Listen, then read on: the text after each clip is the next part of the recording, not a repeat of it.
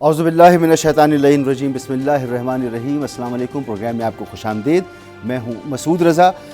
मशरिक़ वस्ता की जंग की जो सूरत हाल है एक मरतबा फिर बहुत नाजुक मोड़ पर आके खड़ी हो गई है। अमरीकी सदर डोनाल्ड ट्रंप ने एक बार फिर अपनी पूरी कौमी सलामती का इजलास तलब किया है। इससे पहले भी वो कई मरतबा कौमी सलामती के इजलास तलब कर चुके हैं, लेकिन इस बार कई मरतबा की इस कोशिश के बाद कि एक दूसरे को तजावीज़ भिजवाई गई, उनको देखा गया, बातचीत हुई, अब एक डेडलॉक आ गया है और ऐसे मौके पर अमरीकी सदर ने कौमी सलामती का इजलास तलब किया है। अब उन्होंने फ़ैसला ये करना है कि क्या कोई फ़ौजी एक्शन लिया जाए या नहीं। ज़्यादातर तवक्कुआत इस बात की हैं कि अब कोई और चारा नहीं है, क्योंकि कई मरतबा डेलिब्रेशंस हो चुकी हैं, कई मरतबा एक्सचेंजेस ऑफ थॉट्स हो चुके हैं, कई मरतबा तजावीज़ का तबादला हो चुका है और मामलात इस वक्त एक डेडलॉक की सूरत इख्तियार कर चुके हैं।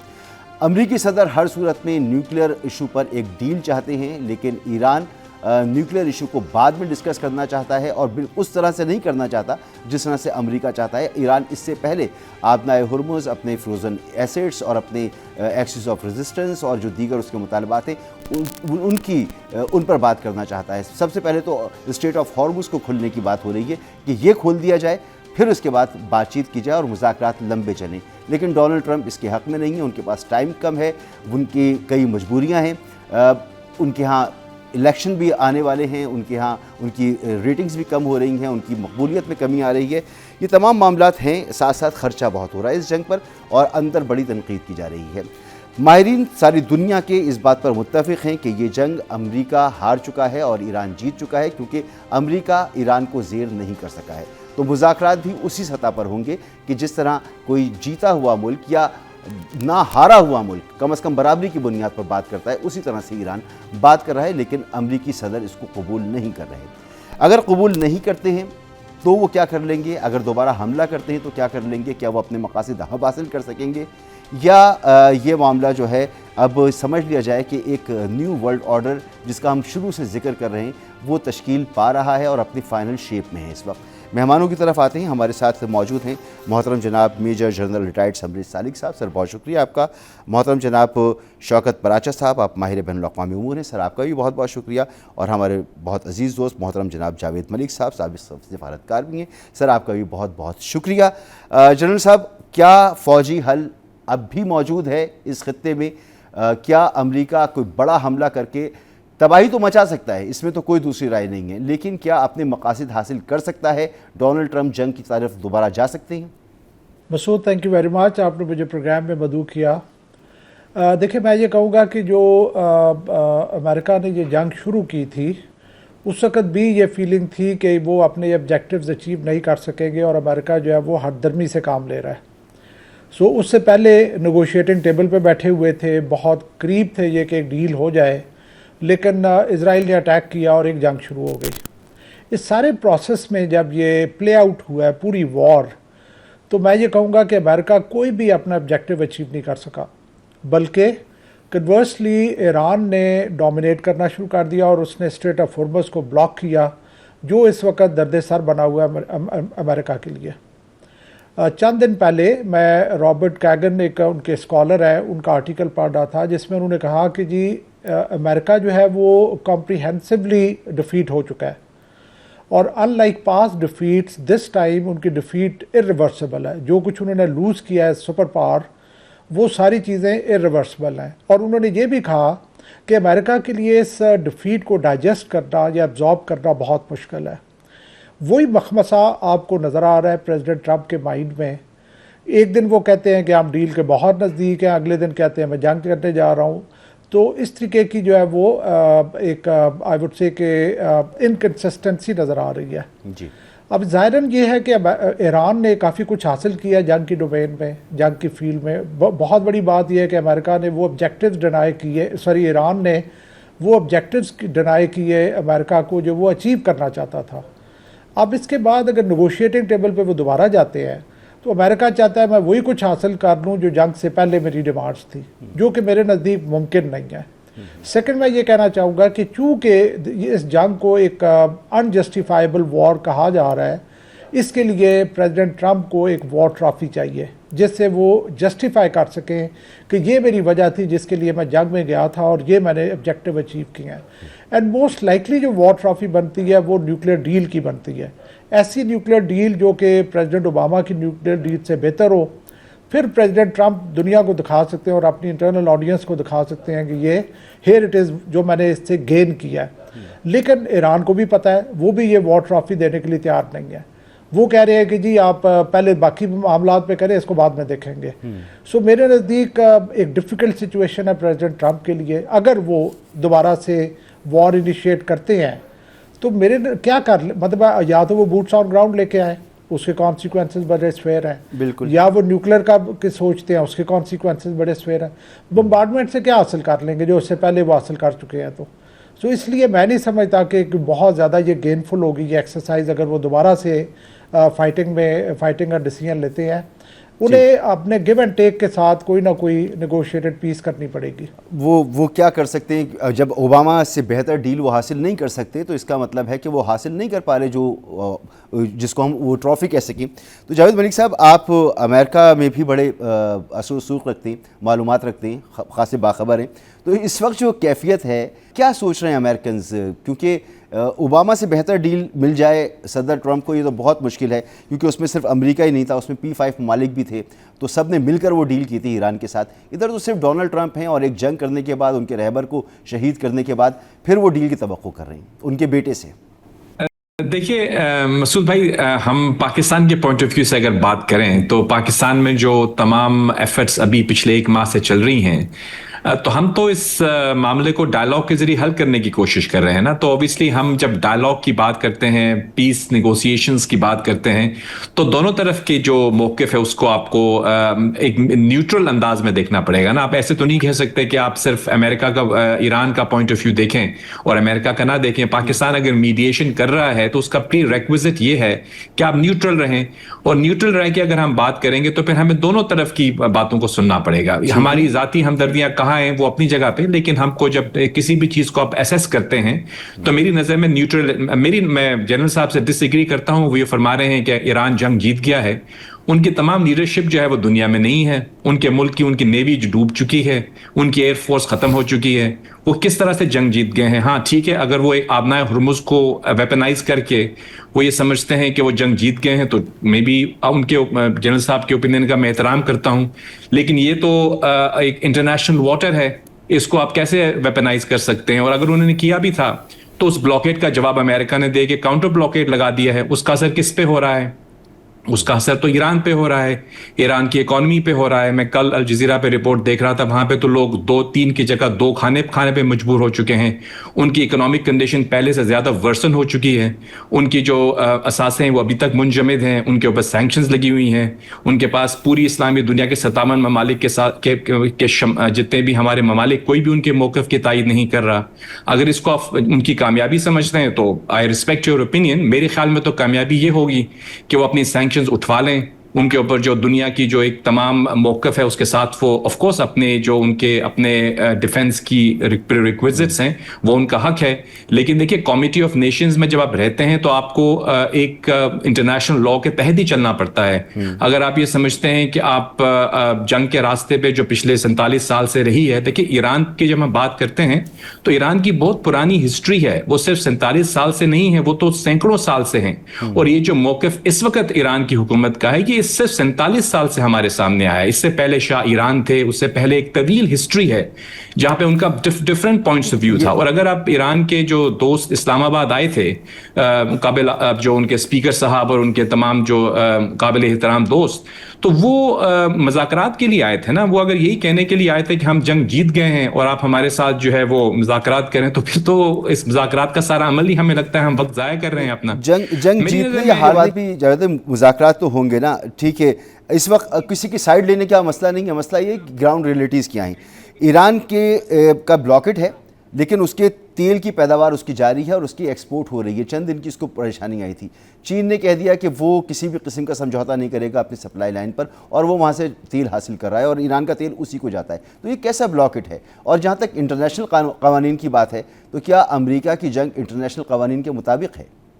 नहीं देखिए मसूद भाई, हम जब मसले का हल करने की, मैं आपको ये कहना चाह रहा हूं कि जब हम इस मसले का हल तलाश करेंगे तो उन्होंने कुछ पॉइंट्स रखे थे, उन पॉइंट्स पे आप जब एग्रीमेंट करेंगे तो फिर ही बात आगे बढ़ेगी ना। अगर आप अपनी दोनों एक्सट्रीम स्टैंड्स ले लेंगे, चाहे वो अमेरिका हो चाहे ईरान हो, तो फिर तो हम तसादुम की तरफ ही जाएंगे। मैं आपकी बात की तायीद करते हुए आगे जा रहा हूं। अगर आपको ये लगता है कि हमें जो मौकफ ईरान का है वो उस पर रहे और अमेरिका उस पर रहे, तो फिर तो जंग ही है ना एक रास्ता, और तो कोई रास्ता नहीं है। दूसरा रास्ता तो मज़ाकरात का है। जब मज़ाकरात करेंगे तो फिर आपको कुछ देना पड़ेगा और कुछ लेना पड़ेगा। फिर आपको इस मामले तो के अंदर आपको क्या लग रहा है, मुज़ाकरात जो इस वक्त नाकामी से दो चार हो रहे हैं, क्योंकि कई मरतबा एक्सचेंज हो चुका मुसव्वदा, और फिर उसके बाद ये नतीजे पहुँचे कि हम सलामती कौंसिल की मीटिंग बुला रहे हैं और फैसला करने वाले हैं? जी मसूद भाई, मुज़ाकरात के अंदर जो पॉइंट्स अमेरिका की तरफ से आए हैं वो तो 3 पॉइंट्स थे पहले, अब 4 हो गए हैं। उसमें एक पॉइंट न्यूक्लियर के हवाले से है, जो आप जानते हैं, हम इस पे काफ़ी दफ़ा बात भी कर चुके हैं। दूसरी जो मौक़िफ़ अमेरिका की तरफ से है वो ये है कि देखिए कुछ ऐसे नॉन स्टेट एक्टर्स हैं जिनको ईरान सपोर्ट करता है, उसको आप एक्सेस ऑफ रेजिस्टेंस कह लें, लेकिन ये उनका मौक़िफ़ है। जो दूसरे लोग, अभी लेबनान है, वहाँ पे एक मुल्क है, उस मुल्क के अंदर एक ऐसी मलेशिया है जिसको आप कह रहे हैं वो मतलब नॉन स्टेट एक्टर ही कहेंगे ना। जनरल साहब से मैं पूछना चाहूंगा कि अगर एक मुल्क के अंदर एक प्रॉक्सी हो, नॉन स्टेट एक्टर, उसको आप क्या कहिएगा? वो क्या वो किस तहत वो उसको सपोर्ट कर सकते हैं?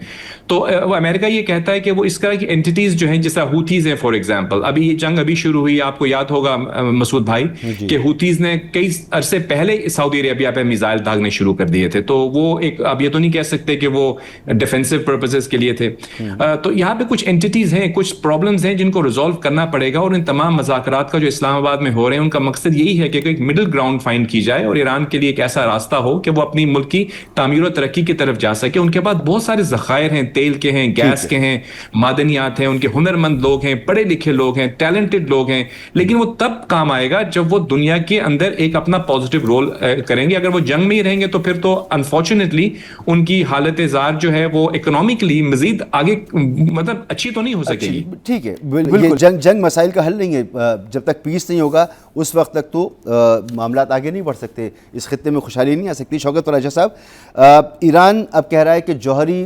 प्रोग्राम पर एक लंबे अरसे की पाबंदी वो बर्दाश्त नहीं करेंगे, और अगर ज़्यादा दबाव बढ़ाया गया तो ये 60% इन्वेस्टमेंट से हम 90% भी जा सकते हैं, तो हम रुकने वाले नहीं हैं। तो वो अब न्यूक्लियर पर ये पोजीशन ले रहे हैं। बहुत ही सख्त पोजीशंस हैं, और जैसे जावेद साहब भी कह रहे थे कि जंग मसाइल का हल नहीं है, लेकिन मसला ये कि क्या अमेरिका एक ऐसी जंग लड़ रहा है जिसमें वो कामयाब हो सकेगा या होने जा रहा है? जंग मसाइल का हल नहीं है तो क्या ईरान ने जंग मुसल्लत की है? 28 फरवरी को ईरान ने अटैक किया था इसराइल पे या यूनाइटेड स्टेट्स पे। तो पहली बात तो क्लियर होनी चाहिए कि अग्रेसर कौन है, किसने हमला किया। दूसरी बात यह है, ईरान ने तो एग्रीमेंट कर लिया था ना JCPOA। ईरान ने किसके साथ किया था? उस वक्त की अमेरिकन एडमिनिस्ट्रेशन के साथ। कौन सदर थे? सदर ओबामा थे। पूरी दुनिया उसमें इंगेज थी और 4-5 साल वो मुज़ाकरात चलते रहे थे। कौन उस मुआहदे से मुकर गया? किसने उस मुआहदे को अबैंडन किया? क्या ईरान निकल गया था? देखे ना, उस वक्त एनरिचमेंट लेवल 3.67% पे एग्री हुआ था, 20% तक था उस वक्त। कौन निकला उससे? यही जनाब सदर ट्रंप साहब निकले थे। फिर उसके बाद वो 60% ले गए और फिर वो 90% का अभी कह रहे हैं, लेकिन 90% अभी तो हुआ नहीं। वो तो एक रिएक्शन में कोई भी स्टेटमेंट दे सकता है जी। जंग शुरू होने से पहले हुर्मुज़ मसला ही नहीं था। जंग मुसल्लत हुई, मकासद क्या थे सदर ट्रंप के या इसराइल के, वो हुर्मुज़ गले में पड़ गया। और ये बात दुरुस्त है कि हुर्मुज़ किसी एक मुल्क के कंट्रोल में नहीं हो सकता, क्योंकि एक मुल्क से स्विस कैनाल की तरह नहीं गुजर रही हुर्मुज़। हुर्मुज़ के उस पार और भी मुल्क हैं, एक छोटी सी स्ट्रिप है ओमान की, फिर फुजेरा वाला इलाका UAE का, और उसके नीचे फिर ओमान है।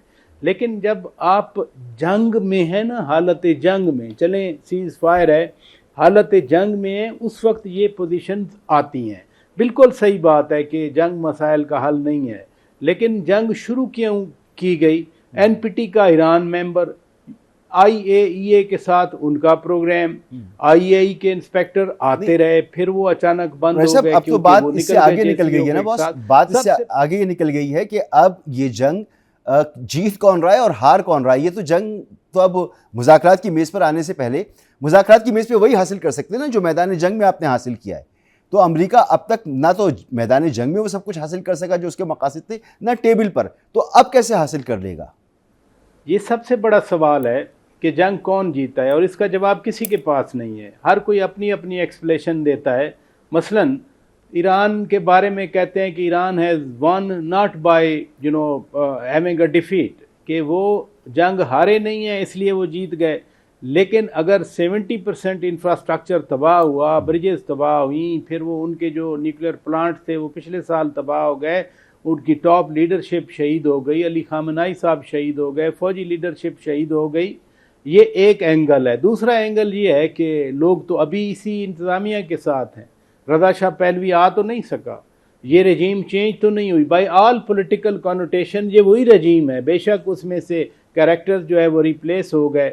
پولیٹیکل فلسفی وہی ہے جو اس جنگ سے پہلے تھی, جو پچھلے سال کی جنگ سے پہلے تھی.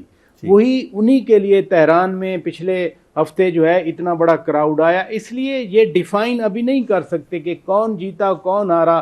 لیکن بات یہ ہے, خارجہ پالیسی کس کی ناکام ہوئی, اتحادی کس کے چھوڑ کے گئے. آج برٹن کہاں کھڑا ہے, آج نیٹو کہاں کھڑا ہے, آج یورپ کہاں کھڑا ہے.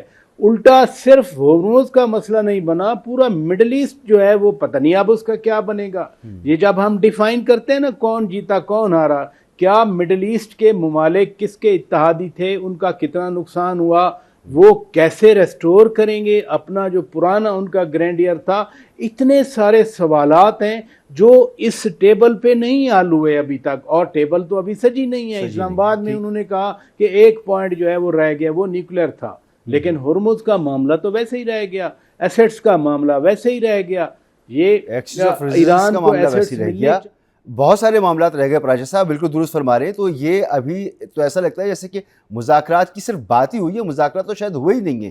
ایک بریک یہاں پر لیتے ہیں, بریک کے بعد بہت سارے سوال جاوید ملک صاحب نے اٹھائے اور جنرل صاحب سے پوچھے بھی ہیں, تو بریک کے بعد ان کے سامنے رکھتے ہیں سوالات.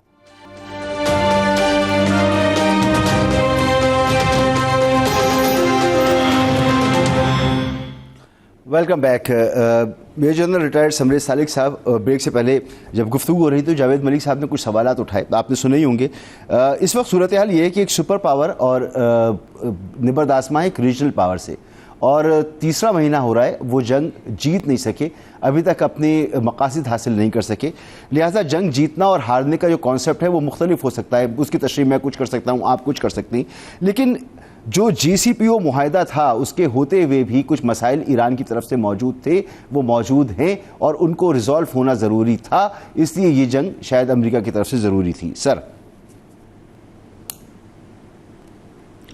دیکھیں مسعود بھائی, آئی ریلی اپریشیٹ, بڑی انٹرسٹنگ ڈسکشن ہو رہی ہے. پراچا صاحب نے بہت اچھی باتیں کی, اور میں یہ کہنا چاہوں گا کہ کل ہمیں نہیں پتا کہ کل کیا ہوگا, لیکن یہ ہے کہ میں کیوں سمجھتا ہوں کہ امریکہ ایران جو ہے وہ اس کا پلڑا بھی اس وقت بھاری ہے. کیوں, میرے بیسز کیا ہے اس پہ.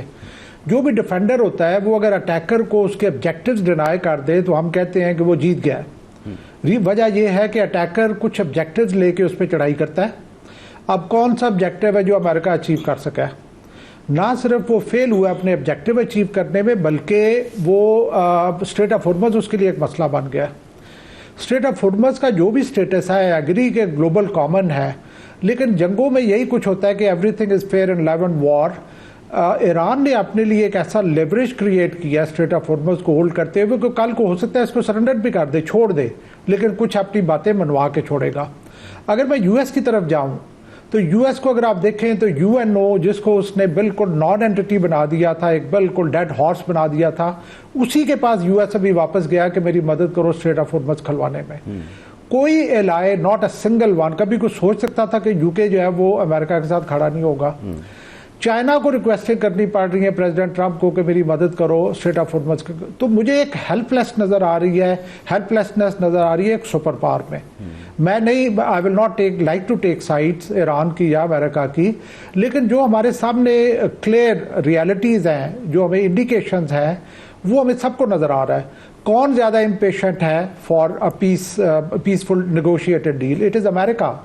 اگریشن انہوں نے کی, حملہ انہوں نے کیا, اور انہی کو مصیبت پڑی ہوئی ہے کہ اس کا کوئی نہ کوئی حل نکلے. میرے نزدیک اس وقت کرٹیکلٹی امریکہ کے لیے, ایران کے لیے نہیں ہے.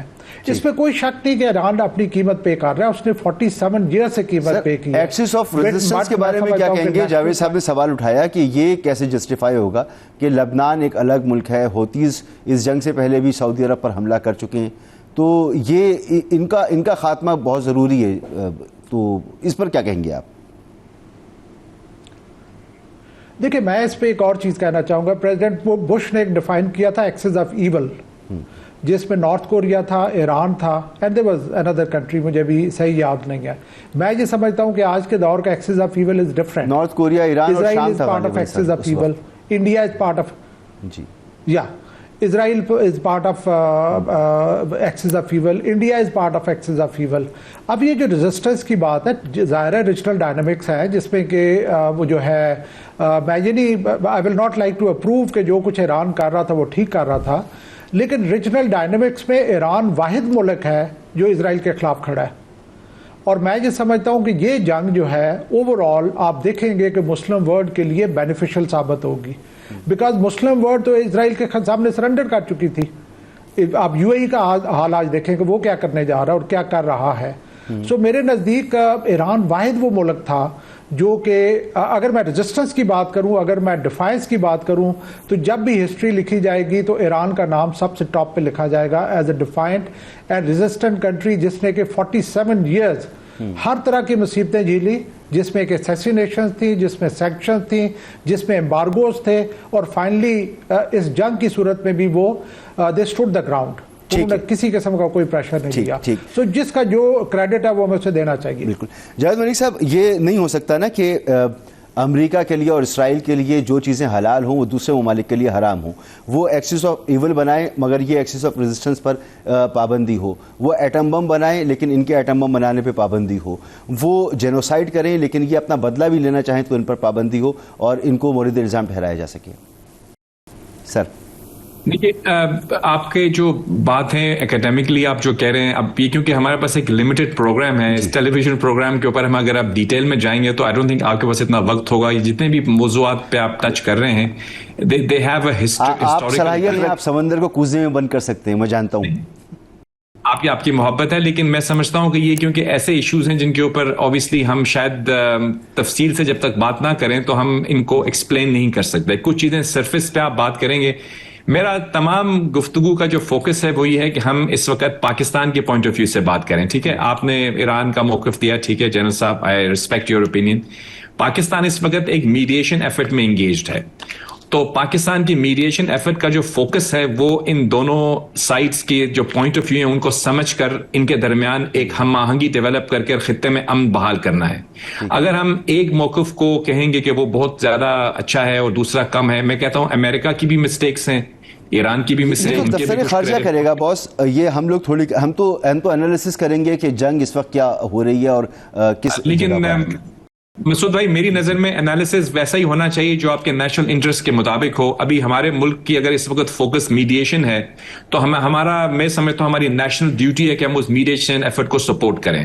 جو ہمارے فیلڈ مارشل صاحب کر رہے ہیں, پرائم منسٹر کر رہے ہیں, وہ تو میڈیشن کر رہے ہیں. پاکستان کی اس وقت جو دنیا میں ڈپلومیٹک سٹینڈنگ بنی ہے وہ اس لیے بنی ہے کہ پاکستان ایک نیوٹرل میڈیٹر ہے.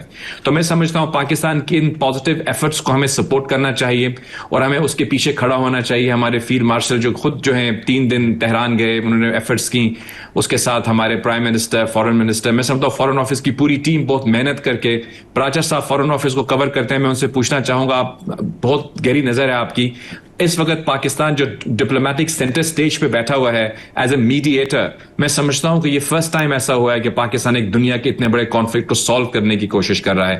میں امید کرتا ہوں کہ پاکستان ہمیشہ ہی ڈپلومیٹک سینٹر سٹیج پہ رہے گا, اور پاکستان ڈپلومیٹک سینٹر سٹیج پہ تب رہے گا جب وہ ایک نیوٹرل میڈیٹر بن کے آگے آئے گا. اگر آپ पार्टिजान हो जाएंगे तो आपकी मीडिएशन एफर्ट्स मैं समझता हूं वो फिर ऑब्वियसली दुनिया उसको ट्रस्ट नहीं करेगी. आई एम श्योर कि आप इस चीज से एग्री करेंगे मसूद भाई. जी बहुत शुक्रिया जावेद भाई, आपने जिस तरफ इशारा किया. शौकत पराजा साहब, क्या हम किसी की साइड लेते हुए यहाँ पर महसूस हो रहे हैं, या हम जो एनालिसिस कर रहे हैं वो हकीकत पर मबनी है? आपकी क्या राय है? और ठीक है, स्टेट का जो मौक़िफ़ है वो अपनी जगह, स्टेट उसका इजहार करती है. मीडिया को क्या किरदार अदा करना चाहिए आपके नज़दीक? Very important aspect. पाकिस्तान का जो मीडिएशन रोल है ये दोनों पसंद कर रहे हैं. अगर सदर ट्रंप बात करें तो वो बार बार कहते हैं, और 30 टाइम्स वो कह चुके हैं कि फील्ड मार्शल और प्राइम मिनिस्टर जो हैं दे आर ग्रेट पीपल. अगर प्रोजेक्ट फ्रीडम रुका है तो उन्होंने खुद कहा कि ये पाकिस्तान की रिक्वेस्ट पे रोका गया है. अगर सीज़ फायर 2 वीक्स की पहले हुई थी तो उन्होंने, सदर ट्रंप ने खुद कहा था कि पाकिस्तान की रिक्वेस्ट पे हुआ है. जब एक्सटेंड हुई उस वक्त भी पाकिस्तान ने कहा था. सिमिलरली ईरान जो है वो बार बार पाकिस्तान की तारीफ़ कर रहा है. ईरान में जो लोग आते हैं वो पाकिस्तान के परचम उठा के फिर रहे होते हैं. अब्बास अरागची साहब ने तो ट्वीट किया था, उन्होंने वो परचम वाली तस्वीर भी लगाई और साथ साथ थैंक यू पाकिस्तान भी कहा, पाकिस्तान जिंदाबाद भी कहा. तो पाकिस्तान की जो मीडिएशन एफर्ट्स हैं वो basically they are based on the principles. Principle क्या है?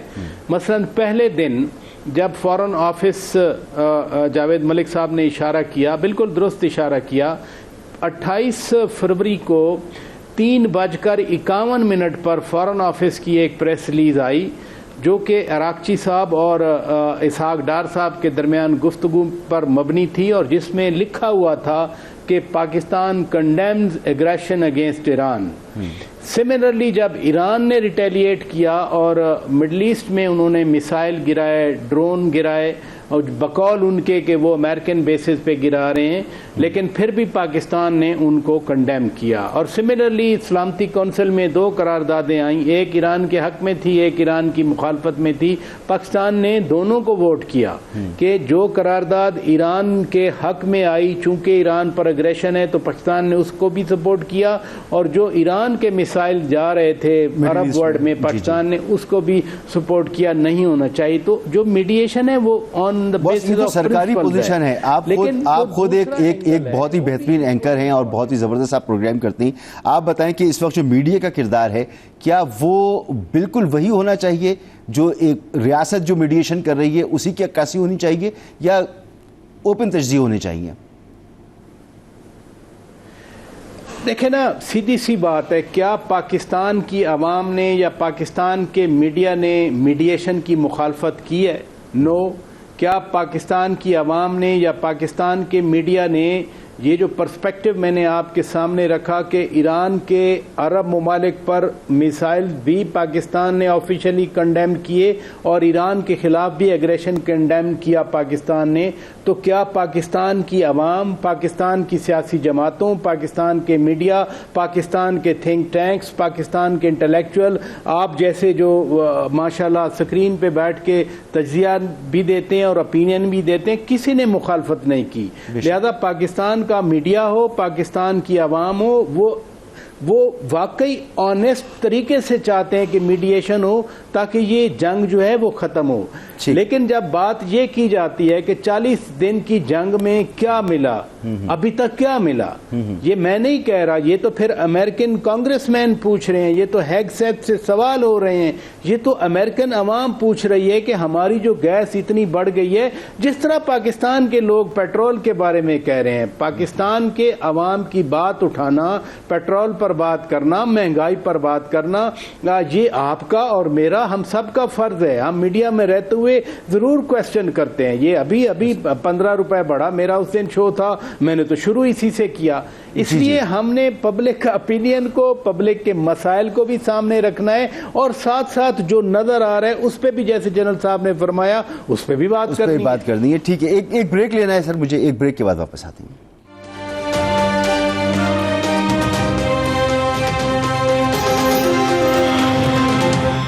Welcome back. बहुत मुख्तसर सा वक्त बचा है, सिर्फ 1 मिनट ही होगा मेरे पास, तो समरीत सालिक साहब आपकी इजाज़त से जावेद मलिक साहब से मैं चाहूँगा कि सर आप कुछ कहना चाहेंगे इस गुफ्तगू के आखिर में? जी, मैं ये कहना चाहूंगा मसूद भाई कि ऑब्वियसली एम्बेसडर बनने से पहले मेरा ताल्लुक भी मीडिया से रहा है, as a student of journalism. मैं भी ये कहूंगा आपको कि पाकिस्तान के मीडिया का किरदार जो है वो अल्हम्दुलिल्लाह बहुत अच्छा रहा है हमेशा।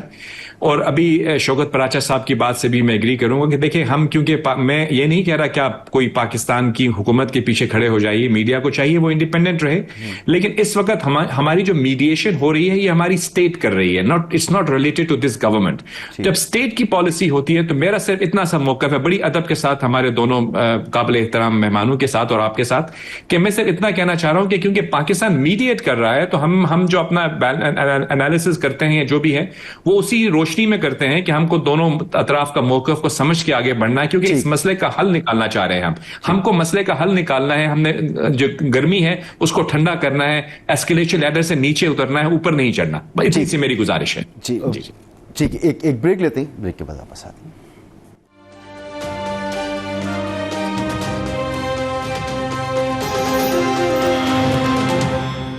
Welcome back. जो हकीकतें उनको बदला नहीं जा सकता और दुनिया जिन हकीकतों को तस्लीम कर रही है वो सबके सामने मौजूद हैं। अमेरिका के लिए मुश्किल है, उसने ही जंग मुसल्लत की और वही इस जंग से निकलना चाहता है। ईरान ने जंग मुसल्लत नहीं की थी और ईरान अमेरिका को, डोनाल्ड ट्रंप को कोई ट्रॉफी देना नहीं चाहता। ये सबसे बड़ी मुश्किल है और डोनाल्ड ट्रंप एक ट्रॉफी लेकर जाना चाहते हैं जिसमें वो कामयाब नहीं हो पा रहे। क्या दोबारा हमला करके वो इस पर कामयाबी हासिल कर सकेंगे, देखेंगे और इस पर भी आपके साथ हम गुफ्तगू करेंगे और जो भी अपडेट्स होंगे आप तक पहुंचाएंगे। बहुत शुक्रिया मेजर जनरल रिटायर्ड समरीत सालिक साहब, जनाब शौकत पराचा साहब, जनाब जावेद मलिक साहब, आप तीनों का शुक्रिया और हमें दीजिए कल तक के लिए इजाज़त। अल्लाह हाफ़िज़।